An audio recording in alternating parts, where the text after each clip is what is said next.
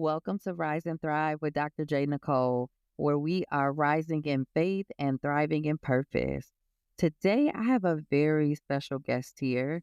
He is my brother in many ways. We first met at Howard University when he was getting his master's at the School of Divinity, and he was just like a dope person. And then I found out he was the good bruh. So we had an instant connection there. Yes, the Coleman love connection going on there. And so we've just been able to keep in touch over the years. I am so excited for him, y'all. He recently took on a new position, a clergyship with a new birth down in the Atlanta, Georgia region. We're going to give you some love there. We'll love deposit. Yes, I'm so excited for you and looking forward to seeing you grow and just really allowing God to use you. He is a father as well to two beautiful twins. Of course, he's a husband. So I'm just so happy to see your family grow and you do great things. So welcome. Doctor, my goodness. Listen, it's a pleasure. It truly is, man. We've come so long, man. It's a long way. It's a pleasure to be on and to be able to talk with you and see what you're doing with the podcast and just all of your work. I'm honored. Thank you. Yeah. And I'm glad and I'm also honored that you accepted the invitation. And I'm glad that I've had so many amazing people like yourself that I've met on my journey that I can include in this and to have these type of discussions, right? To go in depth. Like I think because so many of our relationships are so intimate, in one on one with God and it doesn't always come up. And I know I didn't realize for real, until recently how much of a church girl I really was. Uh, I was reminded by some friends back in October, they were like, girl, when we were like in middle school, you had every single one of us on that church bus at some point. Yeah, yeah. Ah, my goodness. I was just trying to bring the fun to church since I had to go all the time. I'm But with you. I'm with you. yeah, so I'm glad that you could be here. But today we are going to talk about a very serious topic, and I think you are the perfect person for this. So today we're going to be talking about church hurt. I hear that it's come up in sessions with clients. I've heard it with friends. People are just like, well, I don't know. But the church is meant to be a place for like healing, love, and community. But for many, it has been a source of deep hurt, right? And they've experienced betrayal. Some people have even experienced trauma. And, that's not the way it's intended to be. That's not how it's set up to be. When leaders fail, sometimes congregations judge or when those religious spaces are harmful instead of holy and healing, right? It can really shake a person to their core and make them question their faith. So, how do you heal from church hurt without losing your faith? That's part of what we're going to be exploring today. And then, how do we separate the actions of people from the heart of God? So, we'll unpack what it really is, and we're going to navigate some of that healing process and how to reclaim a spiritual journey without bitterness or resentment. All right, man. So let's get into it. In your opinion, what do you believe church hurt is? So I look at church hurt. There are so many layers to it, right? Mm-hmm. So what you said, like the church should be this place of refuge. Mm-hmm. But at times it can feel like a battlefield, right? Yeah. Especially over the years as we're now starting to bring much of the taboo topics to the forefront. Mm-hmm. So now we have these clashes culturally, Mm-hmm. ideology, even with our ideologies, that now it's causing a huge tension like never before. But, church hurt at its core, it's imperfect people, Mm-hmm. right, that hurt truly, uh, how can I say this in a different way? Church hurt at its core is when we see the true imperfections of humanity. Okay. I like. And for me, there's a acute difference between being hurt by the church and being hurt by God. Mm-hmm. And I think what happens is the flaws of humanity becomes the overcast of the big C church. So in school, we talk about the big C and the little c. So the little c church is the individual church. So the church where actually that hurt takes place. The big C, if you see the big C, when church is spelled out, it's talking about church as a whole. So these individual moments happen, right? These which within the small C church, and most of us overcast it with the big C church. So it's these flawed moments of humanity that impact God's people. Wow, that was really good. Big C and little c. Like in mental health, we talk about big T and little t with trauma. So I was able to catch that really well because I was like, where is he going with this? I like this though. Yeah, So what are some of those taboo things that you think like churches are being faced with that are coming to the forefront more? yeah. So over the past really, I would say 15, 20 years, we've still one of the things we are still wrestling with is how do we deal with our LGBTQI plus community. And there are so many different doctrinal differences when it comes to how do we wrestle with what we've traditionally viewed this space as, and also how we should treat just the standard basis of treating humanity. Yeah, So I think you look at, for example, what's happening with Southern Baptists, very conservative, very literal when it comes to the text. And you've seen a lot of hurt, definitely in the South, but definitely with Southern Baptist conservatives. And even we see white evangelicals where we are so judgmental based upon these particular issues and topics rather than dealing with it at a humanity base. So for example, I always tell individuals there's an example when Jesus is confronted with the woman who commits adultery. okay. So she commits adultery and they are ready to stone her. They're ready to stone her. Listen, they stayed ready to Jesus, stone when you really go back right? and read the Bible. Listen, they're ready. And Jesus takes a unique approach. He never addresses, though we know where he stands when it comes to adultery. Mhm. He never addresses in that moment the nature of how wrong that particular issue is within his faith. He never bashes her. The only thing he does is offer and submit grace. And Grace on it. Yeah. listen, and he tells them, he says, he without sin cast the first stone. You And know, I I think, never thought that much about that, about the stone, how much stoning happened and why that is. And I always knew that verse, but it's so much stuff. Like I said, I didn't realize how much of a church girl I was. And so, yeah, yeah.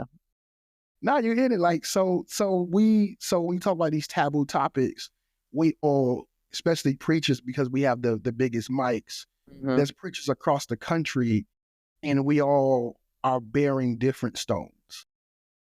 Some folks, we got stones dealing with, be it the sweet, sexy topics of social justice and activism. Some of us have stones that deal with greed and different personal sins. Some have stones that deal with LGBTQIA plus, and we all have these different stones. Now with Twitter, social media, now everybody got stones. Mhm. And I think really we got to check the heart posture, right? Of how we engage with whatever the matter is. And so I always use that as an analogy because, now with social media, now the fact that also um, we're dealing with the most educated congregation in the history of the Black church, right? Yeah. Like the core, like when you look at the history of the Black church from the context of America, Mhm. rooted out of slavery. Like that was our only time to have a time of pause when we were on the field. So we were teaching folks who didn't know how to read, teaching folks everything we said is face value. Yeah. Now you're in a space where now you're talking to the Dr. Nicole's and so who's going to have critiques and also opinions based upon what Yeah. you say. So you got to come with a different type of intellect, a different type of careness with the text and how you Mhm. articulate this navigation to getting someone to salvation. Yeah. Sorry if I'm rambling, but No, no, no. This is good. that's really we talk about this, the nature of where we are and how this stuff develops. And there's such a careness now that a lot of preachers, a lot of clergy persons didn't have to consider years ago. Absolutely. And you are getting it because obviously I got a lot of degrees, but none of them are in divinity. But it reminds me of a word that my minister used at church. He was talking about the hermeneutics, right? And Yeah. how, the Sadducees and the Pharisees, they were so legalistic, like with the Bible and the word. A lot of it was like performative that they were doing, right? But also, what's the story when he healed the man with the crippled hand on the Yeah. Sabbath? And listen, they stayed ready to stone Jesus for real, for everything. But, the fact that he said, well, is it basically, if we have an opportunity to do good, why don't we do good? Yep. And that's what I'm hearing in there is that people it's it's it's people's stuff. They have a platform, and I don't know what happens when people shift, and because judging is also a sin, right? Like, we're there to bring souls to Christ. The Great Commission is to go and make more believers, right? Like, and we're not doing that if we're turning them away in hurt and in judgment. And I'm a firm believer of like the church being like the hospital, right? Like that's the doctor. And we don't need to just go for a visit a checkup. Like we need to be in there all the time. And for some people, what we see in them is they are working out their trauma. And then we're judging them for the trauma that they never got the help, the support, the healing that they need. And this, for some people, is their last hope before they just give up and let Satan have their soul. You know what I mean? So there are a lot of hurt people in the world. Yeah, yeah. Now, you hit on something. So you say that, with the church being a space of, when you think about the hospital, I'll also go and also say that truly churches in its essence is built to be a place of community. Mm-hmm. So my charge also, when I talk to all my friends who are like, I'm trying to find a church, or I'll be like, are you serving? Are you plugged in? And they're like, I go hit a word, and I got Mm-hmm. too much time. At its essence and its core, we don't go to church to meet God. And one of my huge uh, critiques at times when I hear folks in the beginning of service, they say, God, we're welcoming your presence here. Meet us in this place. Like God is everywhere. Mm-hmm. Like God is not just in the building. He's in the jail cell. He's in your closet. He's in your car.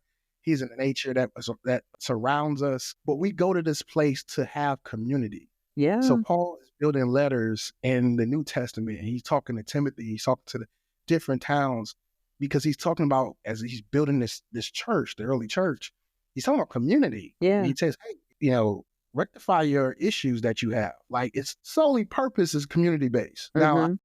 again, we've centered it around it being about the preacher in the moment of the preaching hour, but the core of the element, you look at Acts, is built around community. So I'll tell folks, like, when you get to a church, your first assessment, before you hear the preacher, before you think about how nice it is and how many followers the preacher has, you have to first assess what was the feeling of community when you first got there, right?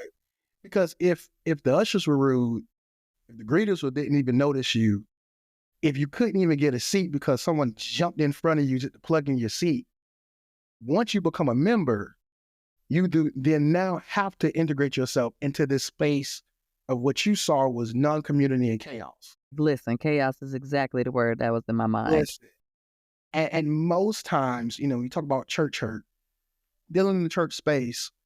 And what I've realized is the interesting thing is a large number of church hurt, and this is surprise folks, doesn't even deal with the pastor. Mm. No, you Like yep, I get it. Mhm. when you talk about those that leave a church, those that have tensions, and I served leading all of the folks who are getting plugged into ministries here at Newburgh. We talk about just church culture.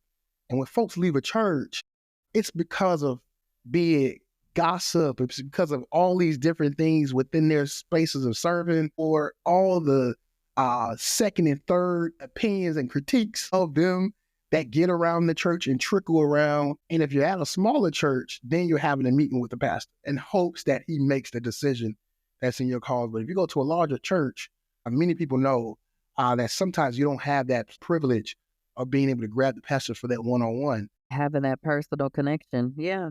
Yeah, so many of the times it's folks that's on your road, it's folks that you engage with in service Mhm.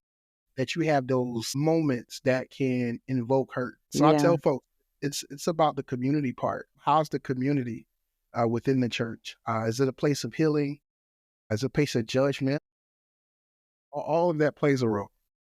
There's so much richness in there. So I love community. And I know for me, just getting back into alignment with God and really diving deep into my relationship, service was how I did it. And I was just like, well, I'm just getting back. I don't want to try to jump in too much, but I'm like, I got a lot of talents. And if I'm going to use them, I want to use them for the church. Right.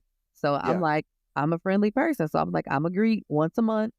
come I on. can commit to that. I did it a couple times in a month, but I'm like, I enjoy it, seeing the people, being that welcoming energy and all of that. But it just helped connect me back into my community because I was gone for a while. Part of it, I had moved out of Maryland, one, but I wasn't attending regularly. And then you had COVID that happened. So, like, I was gone for a while. So Yeah, I was just like, I just need to get like back planted. And that was a huge part of my own healing. I had to get in healthy community. And my sister came and visited my church and she was like, everybody's so nice. yeah, yeah. And I have a very close relationship with my minister, his wife, and like their family. And I share the same birthday as their twin sons, another set of twins, right?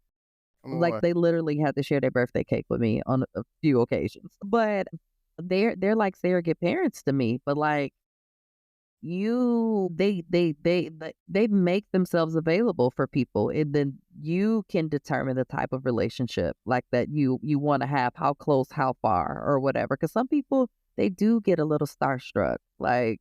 And my pastor, my minister, he's not like he doesn't have a bunch of followers or whatever, you know what I mean? But like that reverence, that respect that's there for the position that I think some people who may not feel like they're worthy, they might shy away from. And even the same with getting in community and serving, right? Because people are like, well, I'm this, I'm that. They look for reasons to disqualify themselves rather than closing that gap, closing, the lessening the distance between them and the community, which is like, being in the body, right? Yeah, yeah. Yeah. Look, I went down my tangent. I was going to say No, something. You said yeah, something really good earlier that I was like, oh, yeah, that's rich. Paying attention to the feeling, like how it feels when you're coming in, because everywhere's not your home. And going back to the hospital reference, right? There's a lot of sick people at church. And so you don't know what energy is up in there. And it may not be for you there. God might want you to be somewhere, or He might be allowing this to happen to get you where He needs you to be. And what I'm learning is we all have purpose. And so when we get those nudges, those things that we think are coincidences that we ignore, like God is trying to move you to where He needs you to be. And when we are, other people are waiting for us to get into alignment. And when we're in alignment, other things can happen and trickle and go the way that it's supposed to go. yeah, yeah. Now that's good. Like to your point, right? I always tell folks that God did not intend for hurt into the world, but He does offer healing, right? Like it was never His intention for us to feel hurt. Even from when you look at the early story of Adam and Eve, Hmm. women should never feel pain when giving birth. But based upon the scriptures in which me as a clergy person I subscribe Hmm. to, scriptures tell us because of this original sin, then that's the aftermath of what? Consequences.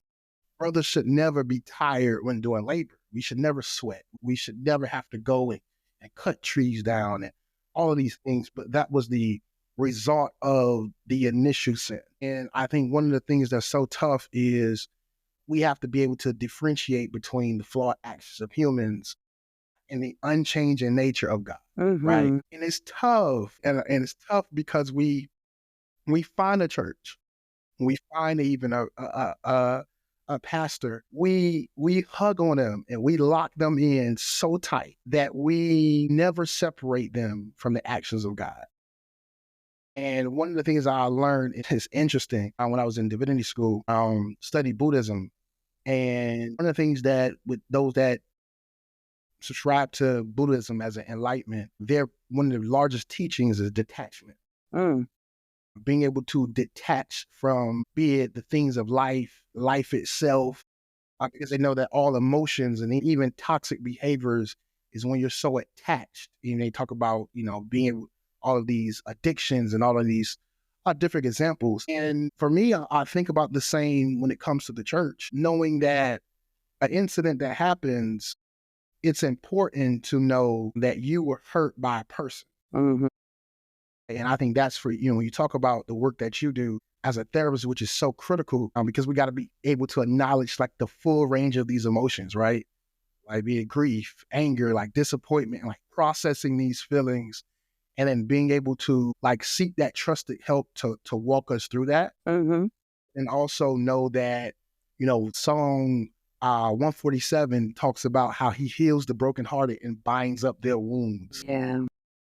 So it talks about the fact that, like, yeah, there's going to be seasons when heartbreak is going to take place. Like, there's going to be Mhm. seasons when, yeah, you may get hurt by the folks that you think supposed to care for you, supposed to be the shepherd, supposed to be the one that gives you covering. But no, at the end of the day, he's going to walk you through that and bind up those wounds. Yeah. And I think if we work through that in that separation, like knowing, I'm hurt by the church or by the small c church. I'm hurt by this individual, this person, because they're flawed, Mhm. but I'm not hurt by God. Yeah. And one last thing I'll say to this point is that preachers will preach every Sunday from texts around flawed individuals, give you the grandest sermons around flawed individuals. We would preach David, we would preach Paul, we would preach Saul, we would preach Abraham, all of these individuals who in the text were reading through how flawed they were. But also, we'll preach about prophets who, the same way, Jeremiah, who, though he was God's prophet, he still dealt with his obedience because he was wrestling with like having to go out and be the voice of God. But yet we could never separate the humanity, right? And the reality, like though this person answered the call to be a preacher, Yeah. this is a flawed person. And the reason I'm treading this way is because I've been very clear. I think if we separate it, two things will happen. And we'll be able to truly separate what happens within us as persons and entities, Mhm. our view of God. Mhm. The second thing that will happen is that I think we'll be more open to leave some of these spaces. And I think sometimes we don't leave spaces because we think, man, this is what God sent me. So I'll stay in this situation where I know whatever this preacher is preaching is harmful. I know that the preacher's lifestyle is contradictory to what I know to be true. I know that the environment is toxic. I'm gonna stay here. And I'm like, no. I tell folks, I would rather you tell me that I am searching for a place of peace. I'm dating around to a place that God has shown me this is a place Yeah. that I can lay my head down in his presence. So there's much I can continue to say, but I Yeah. definitely think being able to have that detachment and separation is critical. It really is. Yeah, that's so good. Now Imma say the point so I don't forget them this time. So Yeah, yeah. I wanna talk about, like, the detachment, like, that you're talking about and how, like, that's, like, from internalization, right, and personalization. So Imma come back to those, and then the binding up the wounds, right, and how we're holding on to stuff is usually it, and that the Bible gives us instructions on what to do when we experience church hurt. So, I'm gonna need you to help keep me on track a little bit just in case, because I Gotcha. be going. But with the internalization and personalization of things, like that is from a mental health perspective, right? Those are examples of cognitive distortions, right? So these are negative thought patterns that we all have. There's different types of them. So we're internalizing things sometimes or personalizing the things and it has absolutely nothing to do with us, or we're putting this meaning on it and it's really connecting to some core belief that we have that creates this lens of negativity. Like when people, I say some people listen to be offended, right? That's a person who regularly does the personalization of things. Like nobody was talking about you. Like, how did you get that from the conversation? Yeah. Yeah. So that can happen, one. So you have people who are already coming in there. They're already hurt. They're looking for healing. They're coming in there raw. And so it doesn't take much to bump them. You can do like this, and it's like, it's painful. That's because they have not allowed God to bind those wounds. They are so protective of themselves that they're not even giving it to God, so it becomes infected. And when it's infected, they're easily rejected, they are easily offended, they're easily all these things. And we, some people, they don't know how to let go, or they're so used to operating in that trauma and the hypervigilance that they're even afraid of God. And you said something earlier, and I was like, that's projection of, from a mental health. So I'm hearing, I'd like to connect mental health and the word, right? Because that's how God has positioned me in my practice. Evolved therapy and wellness is where mind, body, and spirit align. We're whole people. We're spiritual people. And so it's kind of hard to heal if you're leaving out one of the three, because they all are connected. And then shoot, what was my point three? I forgot it. Hold on. That detachment. And then Detachment. Yep. That. And what was the other? He'd give it back to me if it's supposed to. Maybe I wasn't supposed to say it, but richness is in there. I was like, I should have wrote it down. But like it's really good. And that detachment can allow you to just be, because then people are coming into spaces and they're looking for problems instead of looking for connection, instead of, looking for healing and like the love. They're looking to disqualify. They're looking for the hurt, and that's what they get. yeah. And I'm not saying that's what they get, like that's what they deserve, but what we focus on is what we see and is what we experience, and then it reinforces core beliefs. So then that's how a lot of people also get stuck, and they blame the church. Oh, thank you. See, you brought it back. Here you go. And the Bible tells us what to do when something happens in church, when someone's offended us. You go to them first. Most people don't do that. They get mad, they talk to everybody else, and then I ain't going back to that church no more. Or they on, like you said, they on social media, dragging the church, dragging the pastor. Pastor don't even know what happened. Nobody. Nobody know what happened. No one even knows you're offended. You mad because you couldn't get a parking spot, whatever the thing was, right? But then it says, if that doesn't work, you go get, what is it, 2 or 3 witnesses? Yep, that can come, and they try to help you all fix it. And then if that doesn't work, then we get the leadership involved, right? But people are not using this. They're not using it. And I'm learning more and more, like in this season, just about how to operate with people. But we have clear instruction. Yeah. So Paul, one of his biggest things when he was dealing with the early church is centered around reconciliation, right? Which is why he goes through these different levels of being able to go to each other, then go get witnesses, then go to the religious leaders. Because at the core nature, and it's funny because of the time that we live in, when he asked Jesus the two greatest laws, right? So upon the laws, right, we know it's about murder. It's about not committing murder, not committing adultery, not stealing, all of these different commandments from a historical standpoint. So they asked Jesus, and Jesus states that the two greatest commandments is loving God with all your heart and loving your neighbor. And what is so unique about this space is what you realize is like, if we truly just did at the core nature what Jesus was all about, he dies not because he's trying to build out the religious entity that was already established, which is the Jewish entity of our faith. He's building out something that includes non-Jews. Mm-hmm. Like he was so radical in his nature Yes. of trying to embrace the humanity of all people and gather all entities that didn't look like him, didn't talk like him, wasn't from the same community, that he literally sets up his life to be killed, murdered, based upon trying to include everyone. And I think What's so interesting again is you stated something about entering to these spaces already looking for something to critique. Mhm. The true thing is, even if you know that there are some differences that we have, be it on our religious views, I tell individuals that the Bible is still right in itself, Mm. right? So Mm. just It's living. because, yeah, just because they canonized the Bible and they threw revelations at the end, it doesn't mean that the story of the timeline of life completed. Like we are still living out this timeline created by God.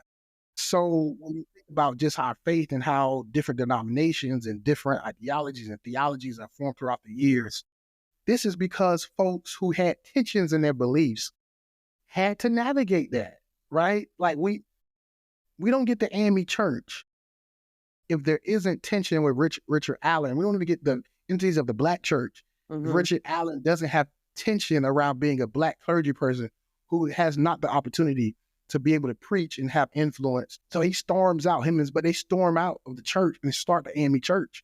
There's all of these tensions that then builds community for folks who are oppressed. We don't have different spaces. Again, there was times with even in the Black church where women couldn't even preach. Yeah.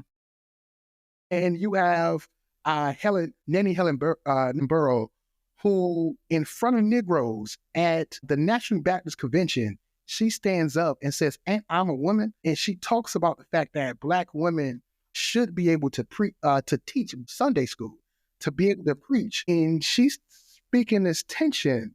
And can you imagine if she Mhm. allowed the hurt of being silenced, the hurt of not being able to have a space within all these Negroes who were oppressed because of their color, but not oppressing women because of their gender, Yeah, yeah.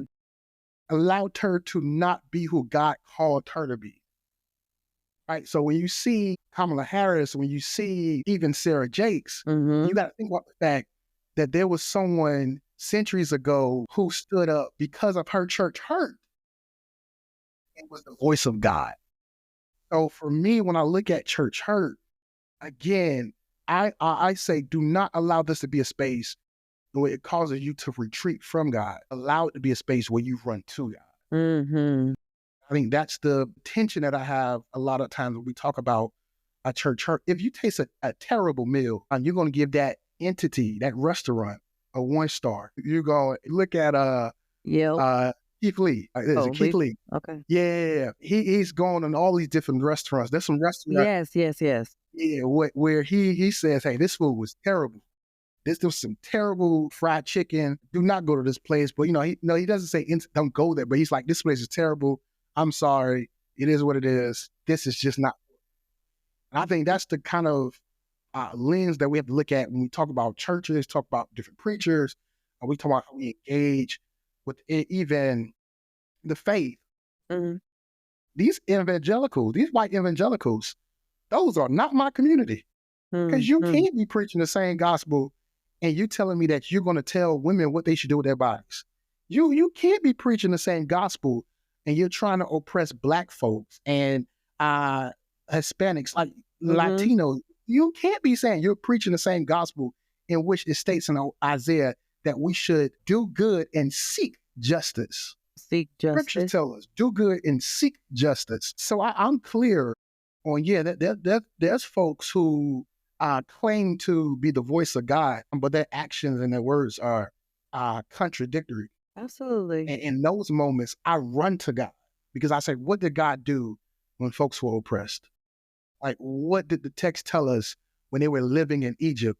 And I look at this story and I see that he called a brother who was adopted named Moses. And though he was a returning citizen, because he didn't even had the opportunity to go to jail, he was just a brother on the run from committing murder. He calls him the least to then get Always the God's least. people out of Egypt. So these stories of the scripture is contradictory to these individuals who claim to be the voices of God. And I think when I see it, I always tell folks, where you see hurt, where you see oppression, there lies not God, but there lies the serpent that would Mhm. try to fool you. Mhm. So yeah, I'm sorry. I No, no, get real. look, do not apologize. This is I told you, when we get on here, we just gonna let it flow, let the Holy Spirit Yeah, let it go yeah. where it needs to go.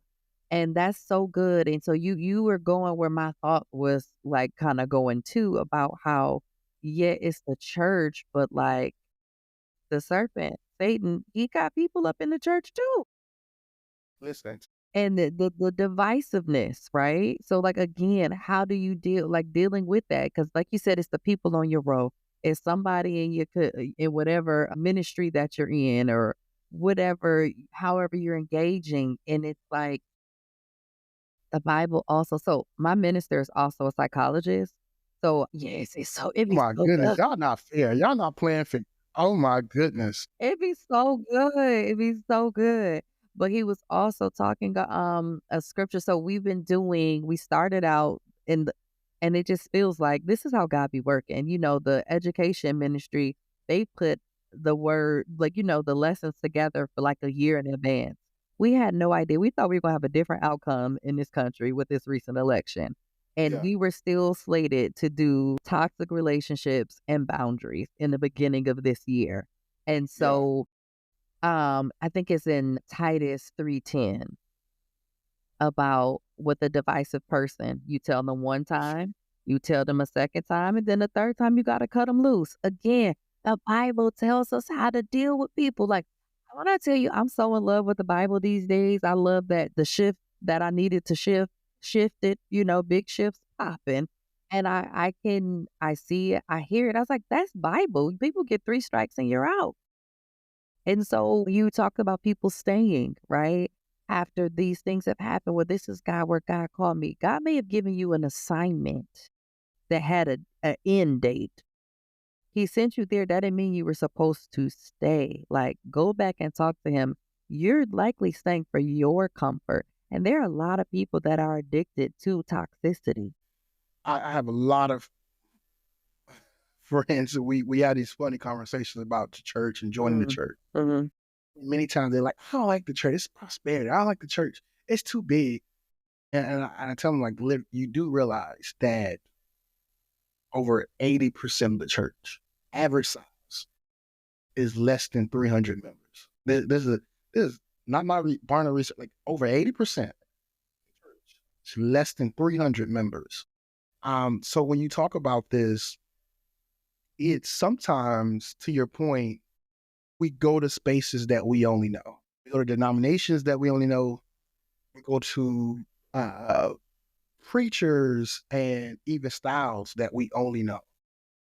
I encourage folks. I say, man, there's such a diversity, not in color and culture per se, ethnic culture, but there's a diversity in how God is using the mouths of His people. Uh, so yeah, you may be a CEO, you may be a doctor, you may be the leading lawyer in your city. He may be calling you to a small church. Like you just because it's the most popular space and just because it's the space that has the greatest followers does not mean that that's the place that you're called to.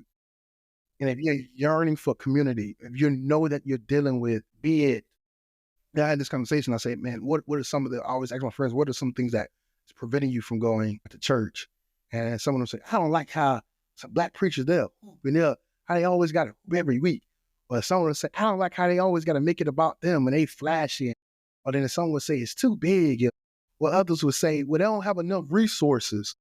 And I was dissected, and I'm like, well, if it's not enough resource, then go to the church that you know is doing the work. There's plenty of churches across the country, especially black churches, that we know for sure if you were to just go on their website, you would see some of the outreach work they're doing. Yeah. If that church is not your space, then that's churches that, again, you're going to do a little bit more homework like you would do if you're going to your best fast food spot. Like you're going to do some homework with this. And let me not be rude, but sometimes I think we're lazy with our faith. Listen, I you bring up Keith Lee because Keith would tell you there's restaurants he doesn't like, and we'll take that information, but that doesn't stop Keith Lee from back, going to restaurants. right? So like we'll go to a burger spot and say, this was a terrible experience. It was a poor customer service. They Mhm. were rude. that doesn't stop you from going to another burger spot. So for me, I always tell folks like the hurt is real. Like I would never say that church hurt from the preacher, from the congregation. It's not. It hurts when you are going to someone that's your shepherd and you see that they're flawed in character. But It hurts when you are in community and who you are as a person is weaponized against you. Like those are real pains, and you got to deal with it. Like, God, are you calling me to be in the space to flip tables? Oh, God, are you calling me to continue my search? And before you remove yourself from a space of community, remove yourself from the faith, I would argue continue the search and where God wants you. Yeah, you were going to say something. I don't want to cut you off. good. No, you're good. You You're got your good. mic. Look, and you're my guest. So right now, this is our show. But what I heard when you were, well, one, I think what happens, and I think, right, why God may allow these things is because people have then put the pastor, they put these other people in the position where God belongs. They Yeah, start to idolize these people and they're looking to them and they're not looking to God, right? They're not in their word. They're not going into the restaurants and trying it out for themselves because what Keith like might not be what you like. But for yeah, real, yeah, everybody's taste bud is different and what's for them may not be for you. And especially when you set apart while others can, you cannot. And so what I heard as you were saying those different things that folks were saying about the church, I hear differently. That's something about them. Like the person who says it's too big, they mean I feel insignificant, right? The person who says, well, they don't have enough resources, they don't have the resource that I need. The person that said, what was one of the other things? Oh, the pastor's too flashy. That's a person who probably they've experienced lack before and it bothers them to see someone have, right? Or they have a misconception about money and what it means, right? Because it's yeah, not that we supposed to be poor as Christians and God's children. It's the love of money and what we're willing to do to get the money. Like some of these people have book deals, they have all these things. And so they are living in the fullness. And baby, you can have it too. You just got to get in alignment. You got to get in your purpose. You got to talk to God. Like, and so they, a lot of times people are projecting stuff and they expect the church to be everything when it's God that's supposed to be our everything. yeah, yeah, Yeah. yeah. I think about Jesus and the Pharisees and the Sadducees, Hmm. and the fact that literally it was their envy, it was their flawed They want to give humanity, up that status. right? And I think about, like, again, we talk about this community thing. Jesus could have selected. You remember, he spends most of his childhood in a temple Hmm. studying. He could have used that time cultivating relationships with religious leaders to pick 12 disciples to be his road dog. He picked And an he interesting picked bunch. literally common men who were on boats, tax collect, like all of this to be a part of his closest knit of community Hmm. in which he's having his most sacred moments with and most intimate moments with. And to your point, when I look at it, man, the truth is we do put again, and I understand the historical nature of why we do it. But yeah, we put preachers, we put clergy persons on these pedestals, right? We see it and we view them holier than thou, and we view them as persons that should not be flawed. But the truth of the matter is, unfortunately, these folks are flawed. 'Cause they're human. Pharisees and Sadducees, they were religious leaders who, at their core, were like water and oil because they truly loved God, Hmm. in which the God in which they grew up understanding. They could not rectify this God that was in front of them, Hmm. who was inclusive to all people Yeah. under his new covenant. Yeah. People have a hard time letting go of tradition. Listen, and so it's that, and I think when he's confronting their hypocrisy, and he's like highlighting like the danger of abandoning like true faith and for the tradition. It's like, man, I think about, Paul and how he struggles with acceptance, right? Uh, it reminds us that even the most devoted can face rejection within the church. So when I talk about like just this nature of church hurt, yeah, it's real. I'll never let you, and I'll never say it's not, because even the person that we describe as being our God as a Christian, Jesus Christ, the ultimate church hurt is the fact that he was crucified. Man, Like and when you talk about Paul at its core was crucified upside down. That he couldn't even get crucified the same way as Jesus. Crucified upside I down don't even think I realized knew that.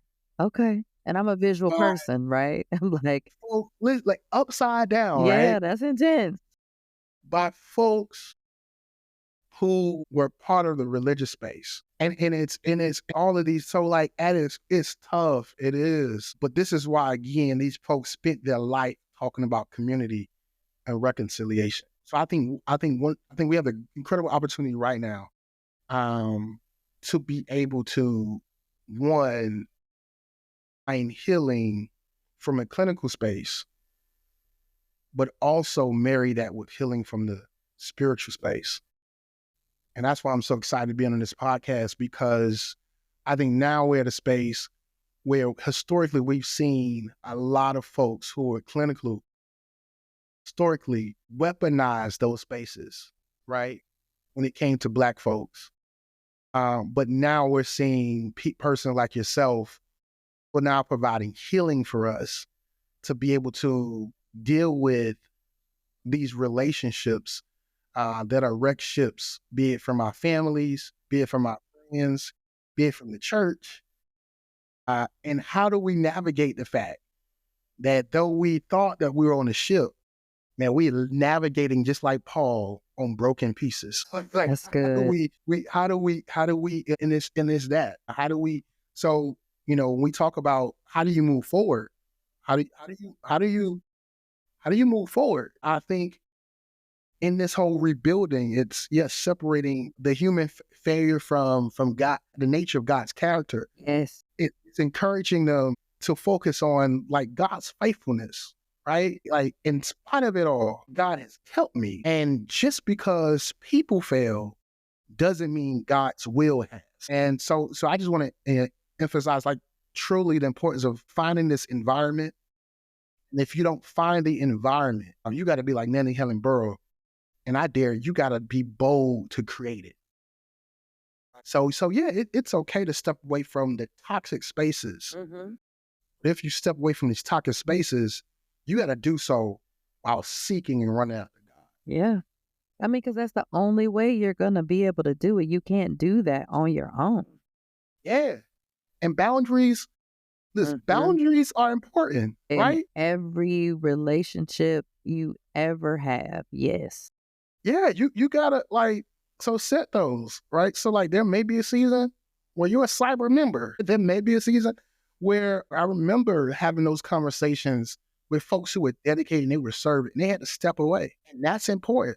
Like I remember having to, because in church spaces, oftentimes it is such a we need you to serve. What can you do for us? Especially when it comes to clergy. I remember my father passing away and folks literally rushing to see how often I can serve.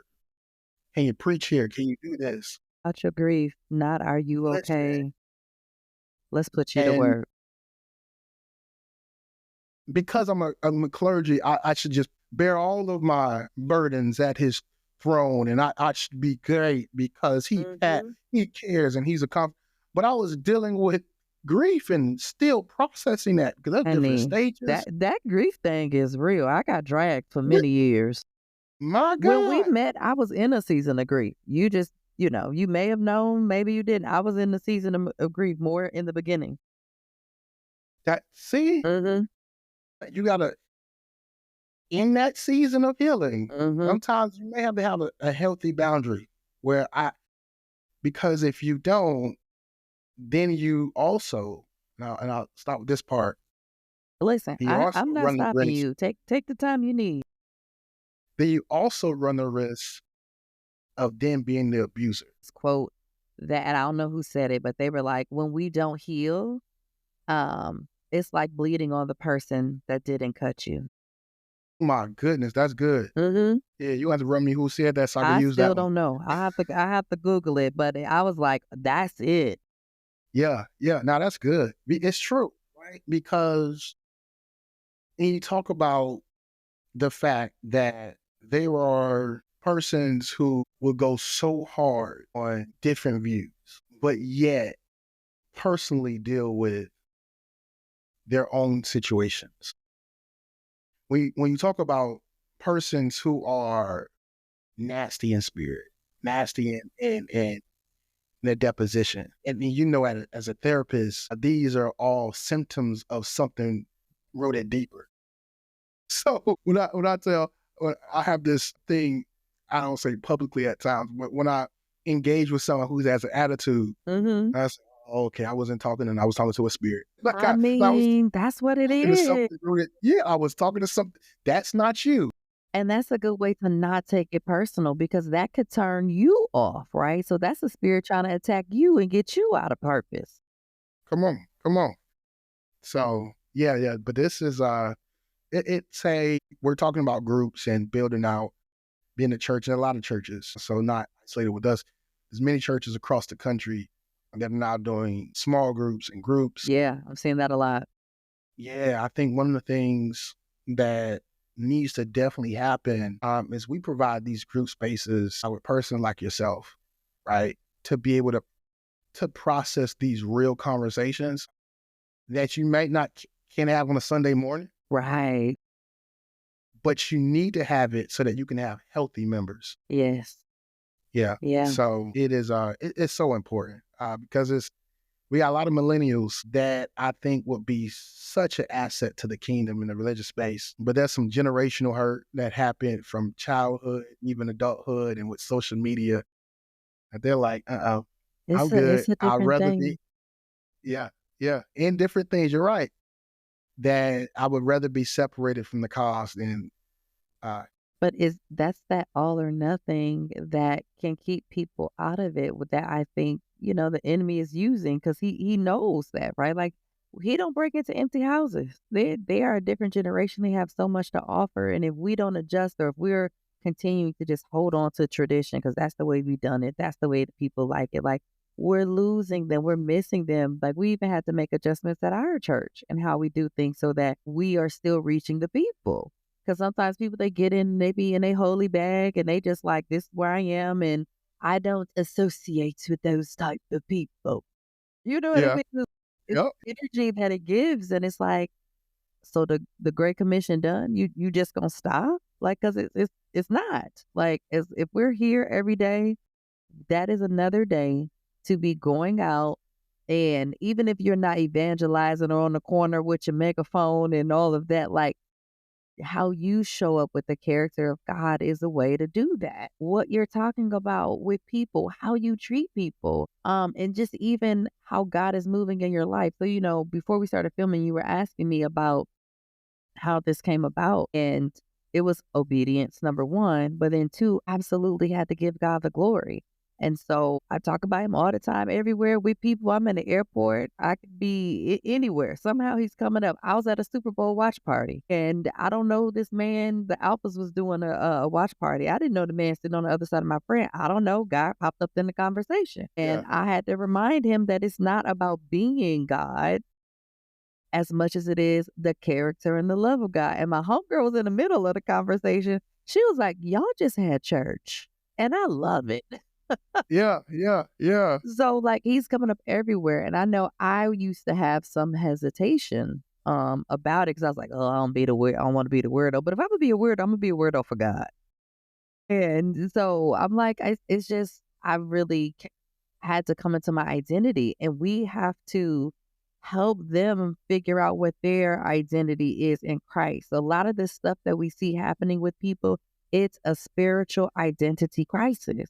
When you don't know whose you are, you can't know who you are. It's not going to show up in your actions. Like you got to get in alignment with your identity as sons and daughters of the king. Is so important.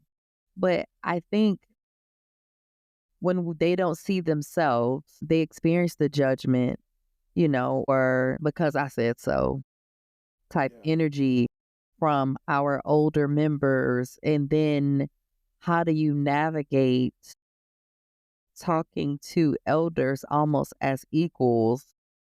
Because That part. Yeah. that's hard. Because the way we've been raised is certain stuff we not supposed to say and do. So instead of they'll prioritize that rather than what God is telling them to do. And we got to come out of comfort because that's not where growth is. And so that's on both sides, the younger generation, the older generation, being willing to do something new, being willing to actually be like collaborators. There's so much they can teach up and so much to be taught down. So much. Yeah. I think about just intergenerational relationships, right?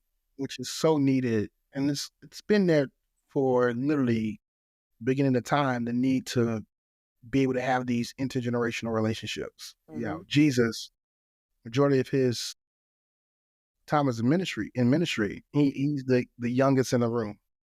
And That's he true. dies at 33, right? Can you imagine? Like we think of this guy as an older guy. He's a young adult, But the way he truly a talked, young, right? And he's having these tensions because, to your point, you have folks who don't realize it, but what also causes hurt is the holding on to what was.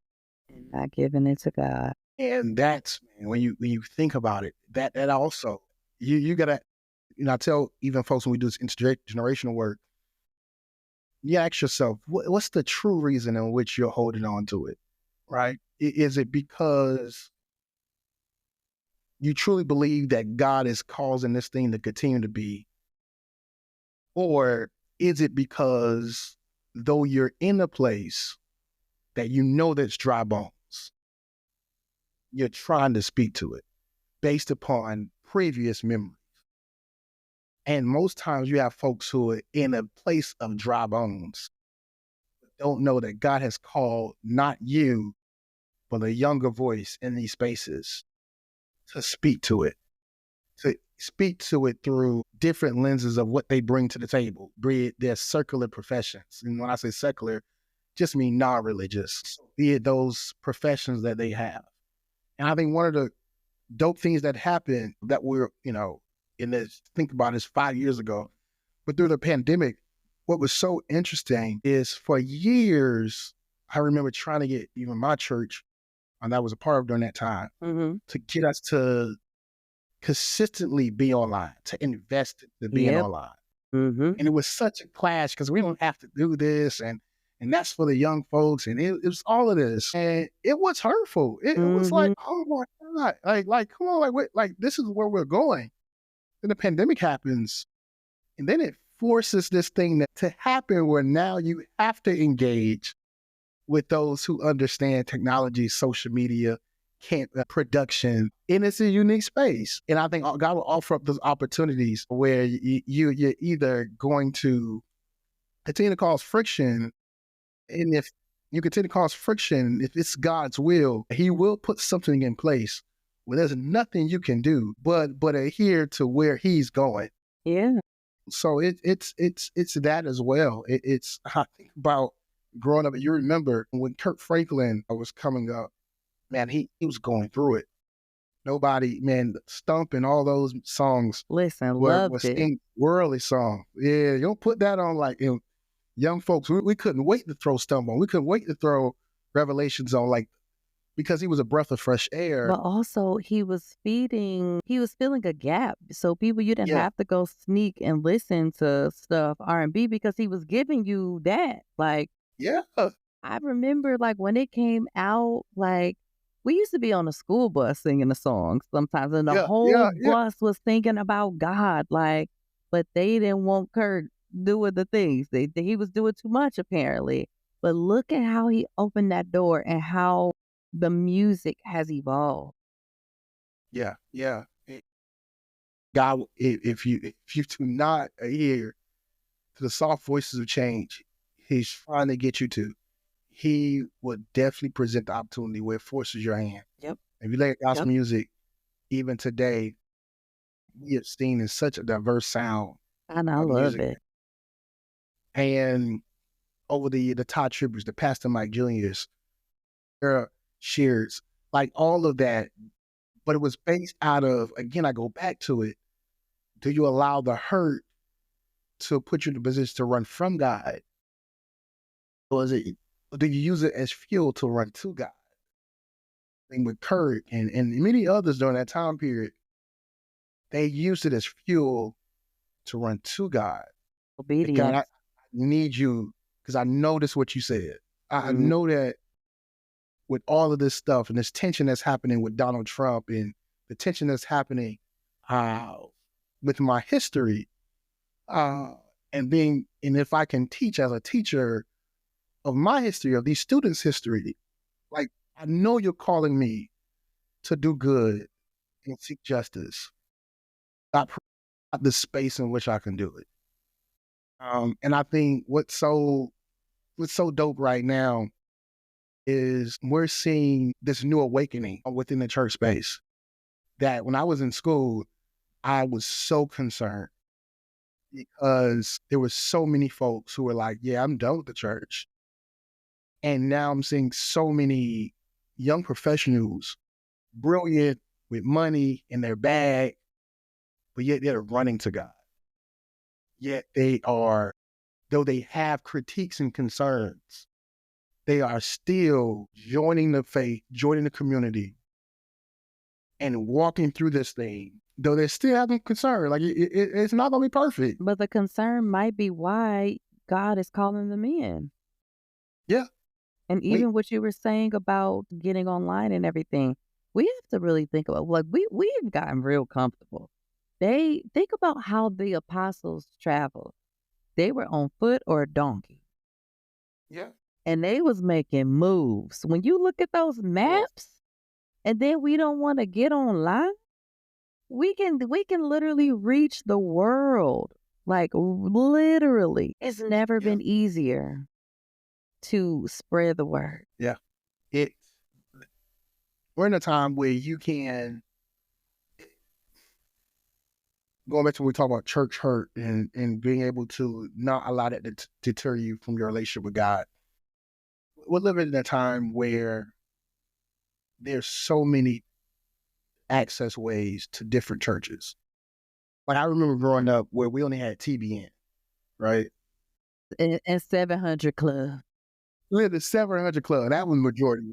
And no shade to any of our white listeners, like no Yeah, shade. yeah, not at all. Yeah, it I was will just watch. listen. Yeah, right. And I remember then the word network came. It was like, oh my God, we got some black folks on a regular basis. But you still outside the context, like it was just the churches in your area, or maybe these preachers who are on your team. And now there's so many different person that you can. There's podcasts now, right? That you can engage with. So even if you're dealing with church hurt, just know that there's a Dr. Nicole who's done the work in the classroom, but also done the work with her relationship with God, who's able to then take that and put it in a podcast. So now you can digest it as you're wrestling through if you want to engage with the faith. Like the fact that we're on a podcast, there's so many different resources now for folks. I think we just gotta again be able to allow these moments to be a place where we don't run from God, but we seek and we figure out God. If I'm a person in a community that is being oppressed, who are the voices of the time? Who's speaking to that? Even if I'm in a space or part of a community in which I know that the traditionalists within this faith Mhm. is great. From even those lens, who are the ones that are meeting it with compassion and grace? Mm. Mhm. And as you seek and Mhm. as you look at these readings and these in these different sermons and podcasts, you will find that there's so many folks who are right now doing the work to be able to really help be literally going back to what we talked about the nurses of God, Yeah. literally being being the one to a podcast like right now, right? Being able to help with the wounds Yeah. of the brokenhearted, Yeah. right? Like it's podcasts like this. It's sermons by, I don't want to name preacher, but sermons by even some of our ladies who are leading the charge within the faith, Mhm. who are now healing women, who are healing men, Mhm. and who are the hands, the mouths of Jesus to those who are brokenhearted. And I'm just excited because I just dare to believe that this space that we're talking about mental health and talking about things that were so taboo, Mhm. the tension is bringing us to a place where we're gonna be some folks of diamonds. Mm. It's gonna be it's some fiery times we got to get through. We're being refined like Think, gold. yeah, think 20 plus years ago, there was no space in which we had clinicians in a church leading spaces around this. Just like think about the fact that now you have what is her name? Oh my, Anita Phillips, Yeah. Dr. Anita Phillips. She has a book called, oh my goodness, Dr. Anita Phillips wrote a book. The book is green. I don't Oh remember my, the name of it either. but she writes a book, and I literally was crying because she writes this book. Oh, what's the name of the book? She writes this book, and I'm gonna get it, y'all. If you don't get it, I'll try to remember to link it Yeah, in the The Garden Within. well, The Garden. yes. Yeah, she writes this book. I read this book last year, and I'm so emotional. So I'm like, oh my gosh, there are folks who get it. Mhm. There's folks who understand. Yeah, I love God. Yeah, but there's some stuff that I still got to deal with. She talks about the soil, which is kind of like the heart, and there's stuff that I got to deal with that help me navigate like the realities of life that impact also my faith and relationship with God. Yeah. And persons like yourself, which is I'm so excited. I promise you, I'm not trying to just big up Dr. Nicole, but I'm really excited about women in this space and even men that's in this space Mhm. because you all are helping us do this work. I think about again, God, Jesus is having these moments where he's on the mountain. And most times when we grew up, we're reading these texts, and we're reading these texts from a standpoint that there's this physical devil having a conversation with Mhm. right? And we That's like, how oh, the so we see that, imagination work, at least mine. yeah. I So we're hear like, it, oh, it's and a I've physical devil mhm. telling him to jump off. We never watch this, Doc. We never wrestle with the fact that he's having a human experience. Yeah. We never wrestle with the fact that, and the text tells us that the enemy is telling him to jump off the mountain. Mhm. And he's on his fast, knowing that the next few days is leading up to the day that he has to die. We never wrestle with the fact that Jesus is in a space of mentally processing the enemy telling him to jump off the mountain. And you know what's so wild about that is, like, as terrifying as that sounds and how awful, that was still better than what he knew was ahead or easier to bear than a crucifixion. Like, when you compare Yeah, those 2 ways to go, but listen, that's if he would have been selfish, if he decided to be disobedient, but it's, like, he could have. He could have. He could have gotten it, so overwhelmed in the human experience to say, "It's this, no, I'm out of here. Get me out of here." and it's all while knowing Mhm. that one of your 12 guys is going to betray you. That's the part, and kept Do you operating do business you as al- usual. do you allow people to Mhm. rob you Mm, from the calling that God placed on your life? that's rich. Any of the times we allow people, be it relationships, Mhm. be it environments, Mhm. to make us so frustrated that we leave spaces, we leave jobs, we leave states and cities because they robbed us of our peace and they robbed us of the calling, the space that God has called us to be. Can you imagine if Jesus, like, I'm looking at Judas every day, I'm praying, I'm done because I know you. I know what you're going to do. But yet the night before, he sits, tells them, one of y'all will betray me, but I'm not going to expose you because I understand what has to happen. Yeah.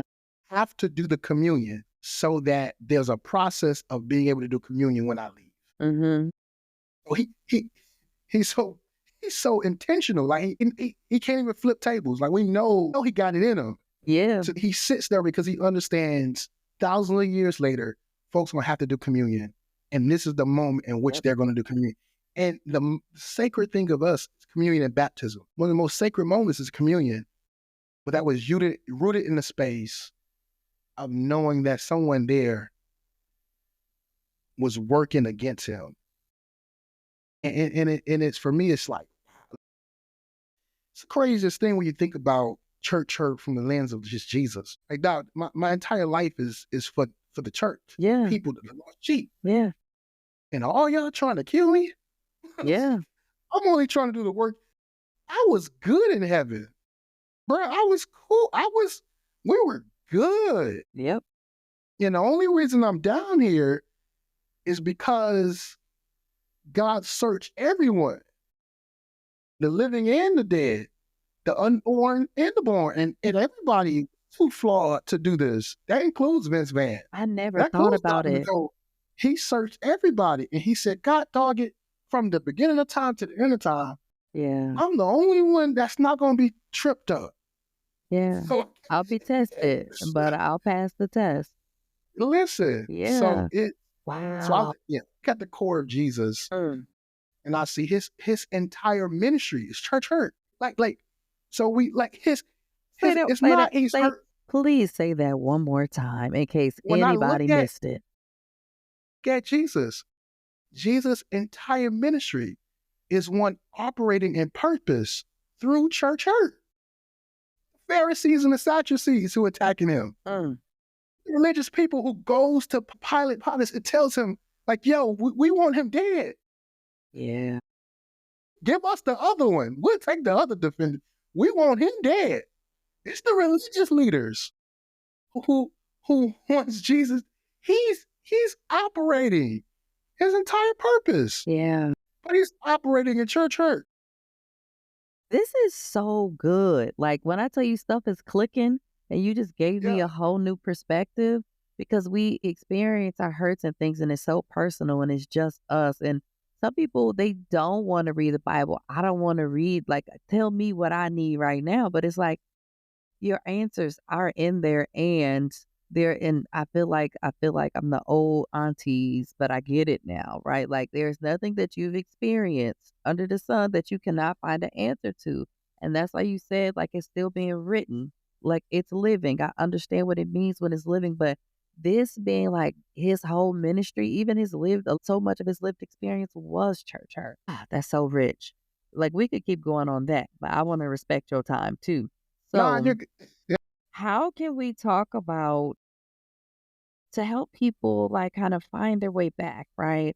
To have healing and like work through that church hurt and get back into their relationships or deepen their relationships with God. that's good. That's good. I would say to remember, though the church and the people may fail us, like our hope has to be anchored in God's unwavering love. Right. Unwavering, redeeming. His love is so good. Listen, you're not defined by your hurt, but how you rise and can you navigate through it. Mhm. Bible tells us that he knows the plans that he has for Come us. on, Jeremiah 29:11. Right. And in that, devil may try to throw you off your game. He may put persons in place. He might use your spouse, your Listen, children. Job, right? Wife is like, you listen, curse God and die. Like in this thing right now, we done lost our kid, we lost everything. Yeah. It's tough. Mm-hmm. Saul invited David to a space. Mm-hmm. And it was Saul that was trying to go after him and kill him. Listen. David still was gracious. Mm-hmm. He had instead, at the end of the day, he knew, like, yo, God called me to this place. Mm-hmm. I was out being a shepherd. He was a He called me. castaway. He was a bastard, right? Like he Listen, was his father's shame. He was Jesse's shame. listen, and we're not even talking about, Solomon, who, when you talk about how Solomon was created, Bathsheba, who's already a married woman, right? That was literally this morning, part of my reading. I'm doing the Bible in the year. That was literally one of the Oh, come on. chapters today. Come on, alignment. Listen. Oh, I need to have your data down because I be trying to tell folks. Listen, us young folks are doing Bible in a year. They just Yeah. think the seniors do. No, we Listen, doing it. listen. I truly believe I had to get Barna research or someone to do the data. I truly believe. I think young persons today, they may be critical, but I actually think they read the Bible more Mm, than folks before. mm. I stand, There's so and many I'm not different talking about. ways to consume it now too. Yeah, there's so many different. You'll be interested to see how many spaces you're in, and folks who you're like, oh, they're seniors. They've been in church all these time, and you say stories that are stories that for me, I think they're common biblical stories. And I'm like, oh, I never heard of this one. Oh, interesting. Then you will be in another space with young adults, be it in their 40s, and even the babies in their 20s, and they'll be asking critical questions around some stories. And I'm like, okay, I gotta go a little bit deeper. Okay, Uh-huh, okay. So uh-huh. yeah, Yeah.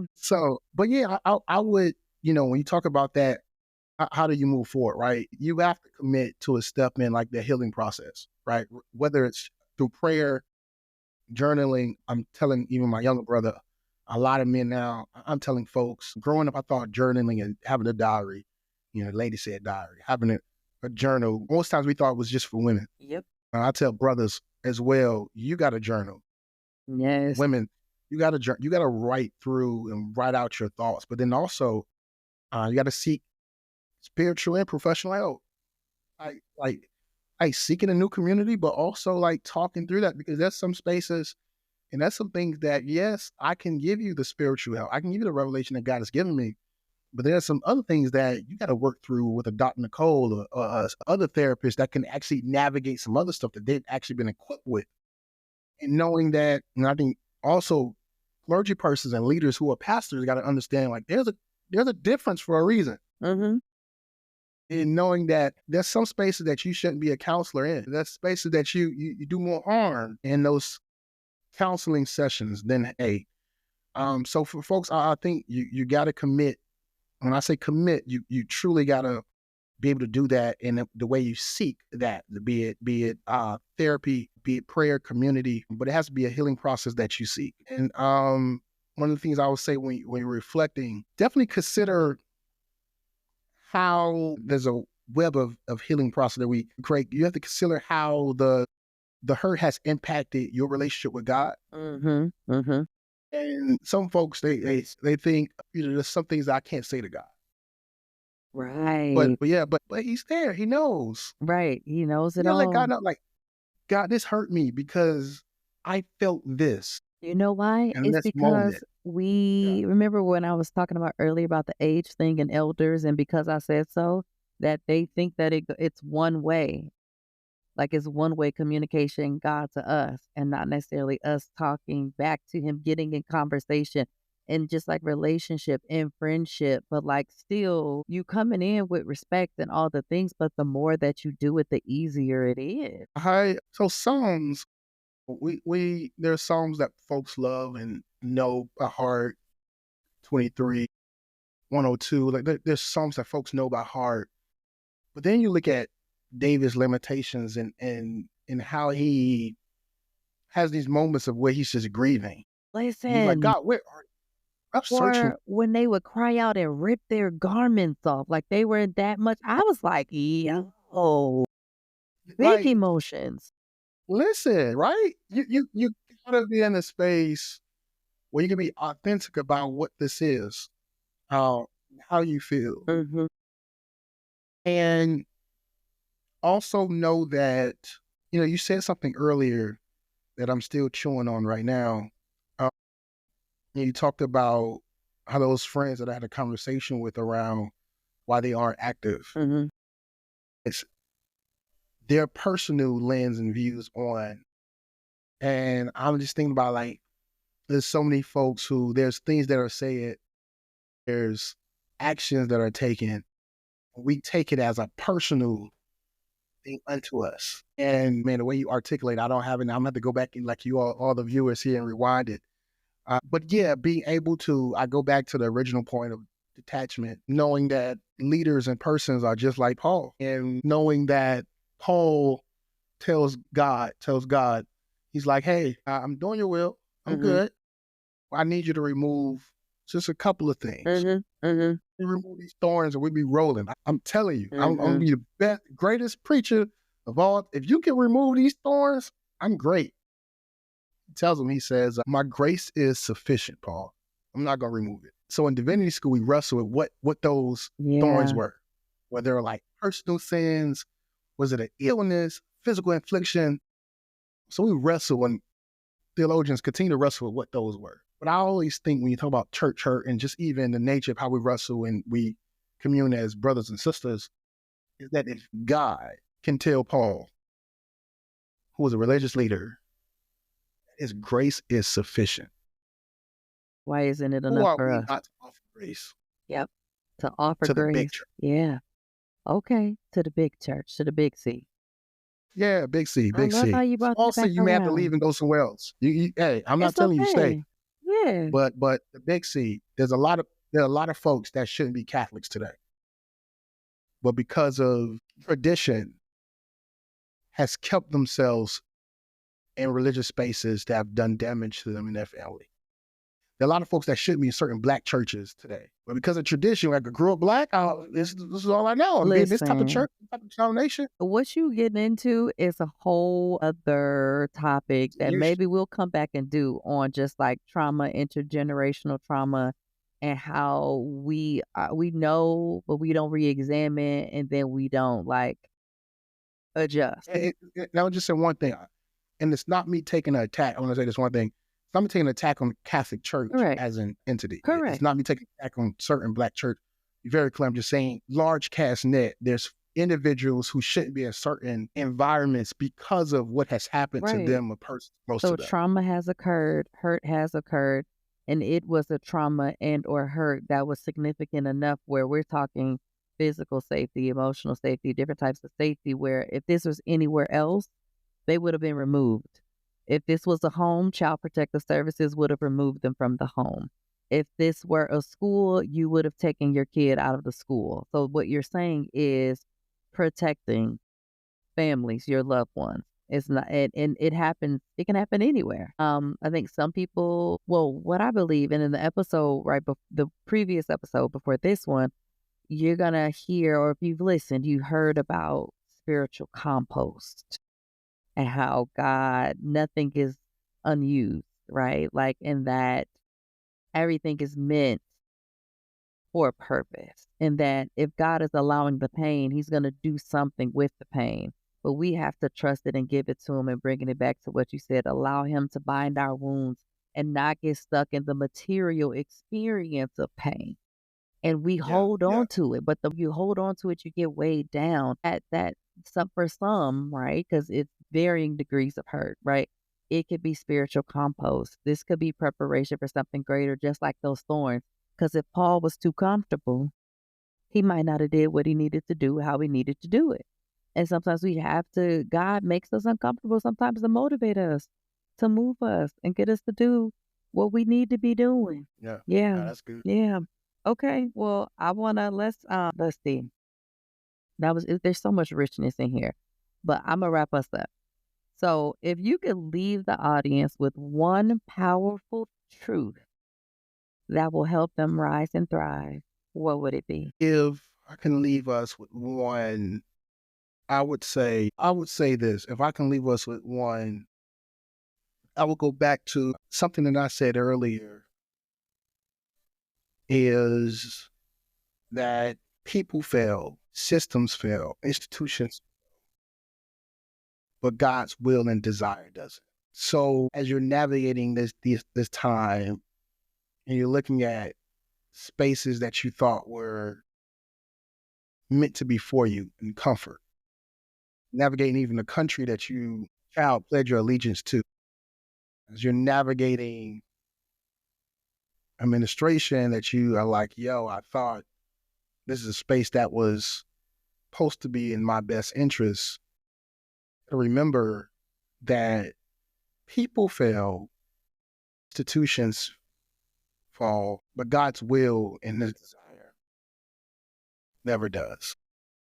Like he went generations and years navigating the fact that we were flawed and disobedient to his desire for us. But from the first original sin until the death and the resurrection of Jesus Christ, all of this hurt, pain, separation, all of this transpired. Yeah. Systems fall, institutions fall, what captured, like all of this happens Mm-hmm. hundreds and hundreds of years. Yeah. But Yeah. its original desire for us to have reconciliation, the first sin. So though all of these things happen that we wrestle with, we got to wrestle with in our own lives, know that his desire is for church folks, but not even just church folks, people in which he created us to be. Yeah. That's even if you're atheist listening to this. His desire is for us to commune in community. Tells Adam, man, persons should not be alone. Because the Bible is written in a masculine sense. Man should not be. We know, in a sense, he's saying person, you as a human, Mhm. you should not be alone. Yeah, and it applies because then she. So if it's not good for Adam to be alone, neither is her. So it's not good for any of us. Yeah, Uh-huh. it's not because through that, and it goes back, I know this is the end of the show, but through that, he then sets it up so that she's the mother of generations. So even like so it's like man, I think about it and I'm like, man, he's so intentional in his desire. So like even though there was hurt done unto him, Mm-hmm. like I'll close with this. Think about God's heart so much. And how do we deal with church hurt? The crazy thing about life and things about God is that God's entire process of building humans and the entire journey of us as believers is rooted in hurt from the heavens. Like before we were created, his closest confidant, the musician in heaven, is Lucifer. And Lucifer commits egregious crime and wanting to be God. Mm. And he had to kick him out of heaven. But the crazy thing about it is, and you know, one of the days I may really talk about this unique thing about God is Yeah. grace. He's such a gracious God. I'm like, Lord have mercy, he probably was too gracious. The unique thing about God is that my question always is, I read how you,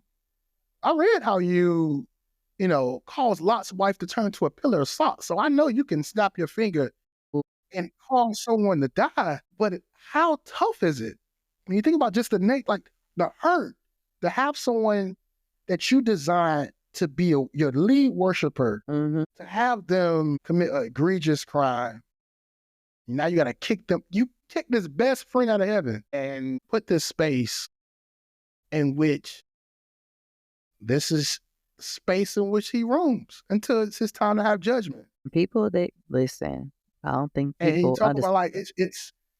like you know this judgment. Like there's gonna be a day when he has to have judgment. Lucifer has but yeah, man, yeah, it gets to a place. I'm just like, man, do you realize like God's heart? Exactly. Like, do you realize like how he processes the fact that literally he was so upset around how folks were living that he caused a flood. And he's like, yo, I'm not to, and he wanted to do it again. And Moses was like, yo, the text tells us that Moses rebukes God. God was ready to do, he was like, yeah, it's about to happen again. I'm tired. Listen, going back and reading that, the children of Israel was getting on my nerve earlier Listen, this year. I was like, oh my gosh, like I was responding like I was watching TV or a movie. but I just think at the end of the day, you got to seek healing, Yeah. uh, and just be a little bit more gracious Mm-hmm. Put to some the big grace C. on it.